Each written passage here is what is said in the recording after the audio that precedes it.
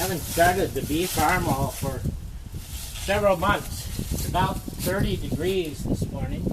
I put the battery charger on it, 6-volt battery charger, and it looked like it might be charged up.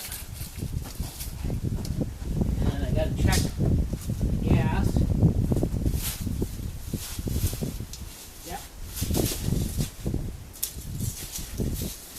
So I'll get a weed and open it up and see what level of gas I got in there. Yep, enough. So now I turn on the gas.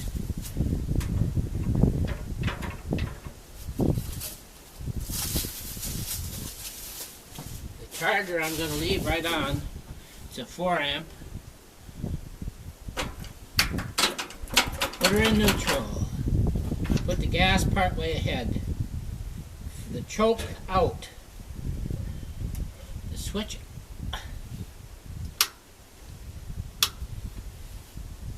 on. And then the starter is down there. Let's see what happens. Oh, here's the starter.